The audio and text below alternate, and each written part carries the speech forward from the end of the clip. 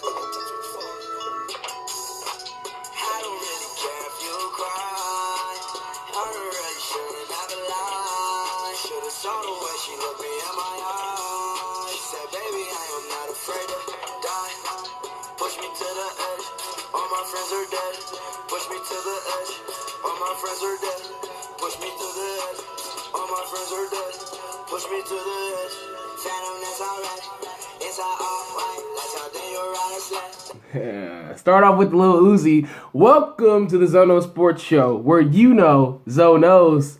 Are we ready for today? We've been waiting on it. They say third time's the charm. 3 league MVPs will stake their claim this next couple weeks for the granddaddy of them all. The pinnacle of NBA basketball. The trophy. Larry O'Brien, is that the name of it?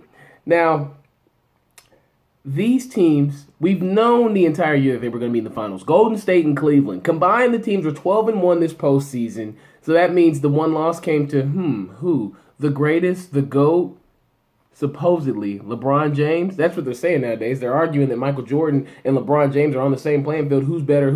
Come on, guys. Stop the debate until King James at least completes this finals. Because this finals right here, this will define a legacy for many of these individuals on the court. For the Steph Currys, the Kevin Durants, the LeBron James.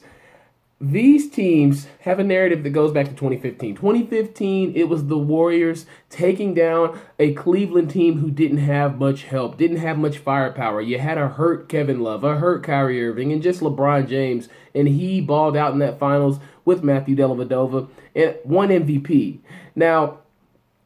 Should have won MVP for the finals, but didn't win MVP and lost the series. In 2016, he won MVP.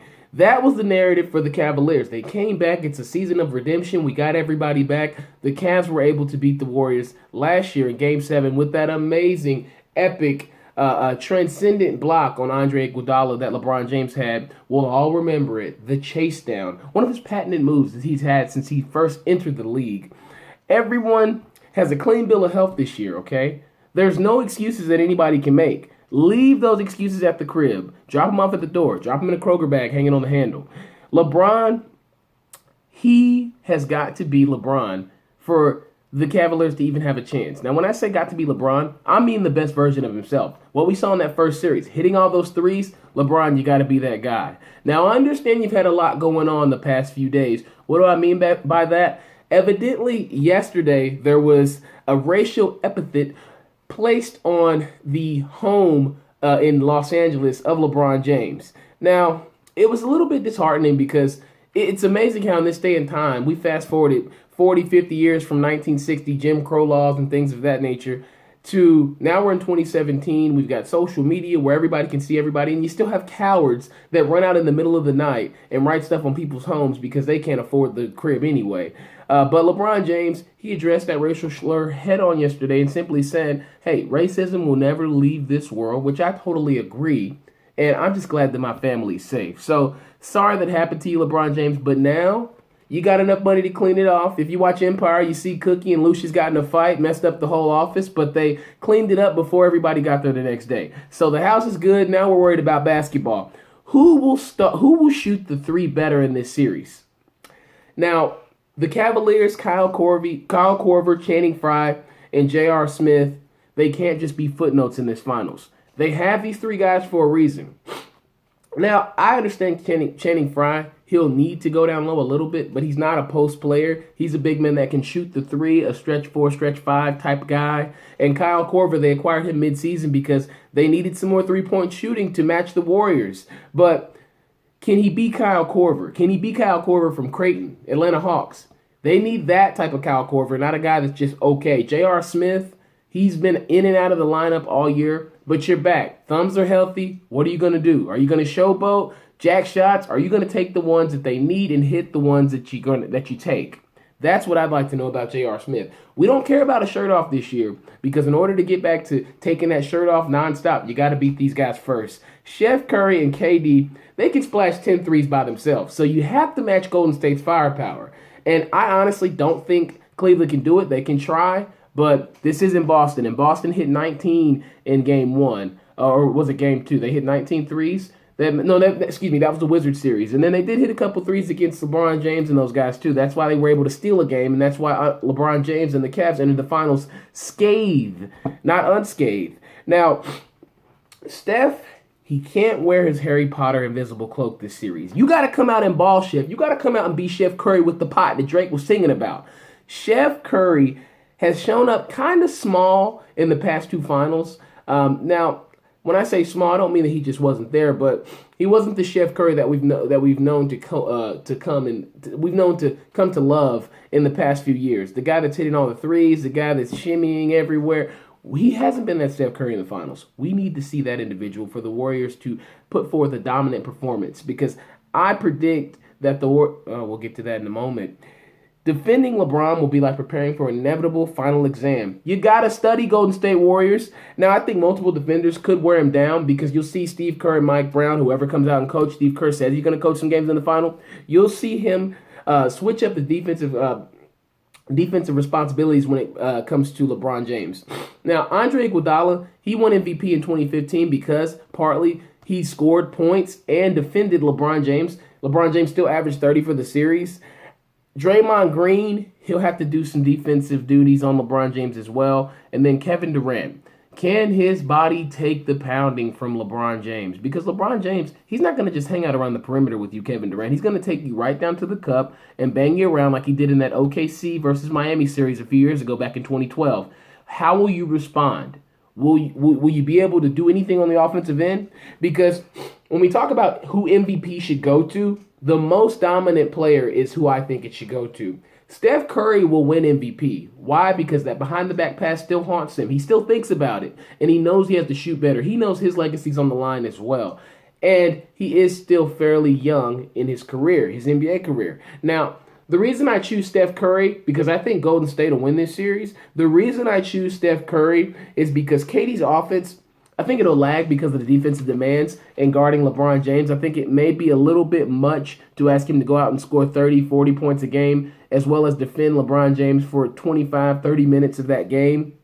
So I think that will his offense will take a hit because of that, which is okay because that's why they have so many offensive weapons. Klay Thompson's got to shoot better. Draymond Green has to shoot a couple threes, but not too many. And then you got to get something out of my guy Ian Clark off the bench. He is an X factor because when he comes in, he keeps the flow and pace of the offense, and he can still hit shots from the corner. So he's a great addition that Golden State got a couple years ago. A guy from Belmont, saw him play when I was at Murray State.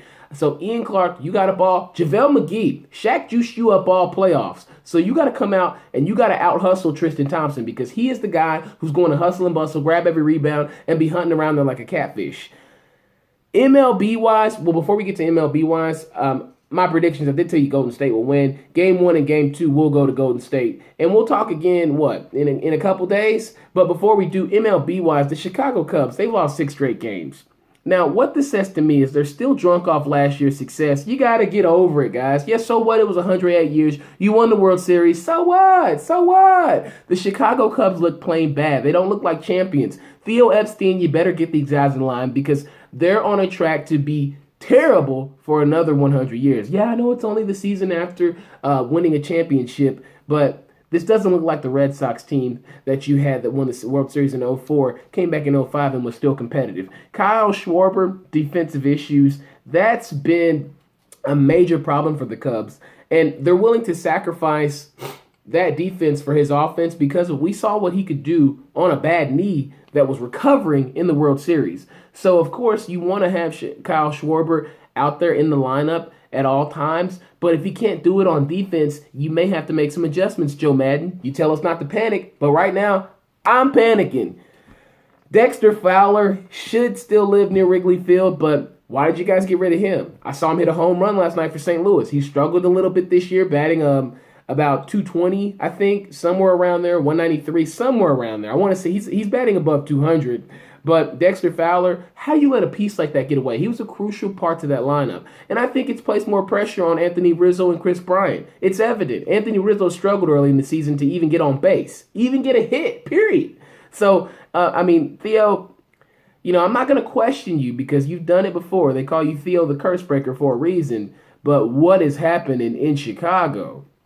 Mr. Met, The Mets mascot got fired last night, flipping the middle finger, flipping the bird at fans. Why are you doing? Is it that bad in New York? Is it that bad that you got Phil Jackson talking ratchet about Carmelo Anthony and Mr. Met flipping off fans? Oh, when it's bad, it's plain bad in New York. So I do hope that Mets fans weren't totally scarred last night by seeing Mr. Met on that viral video flip them off.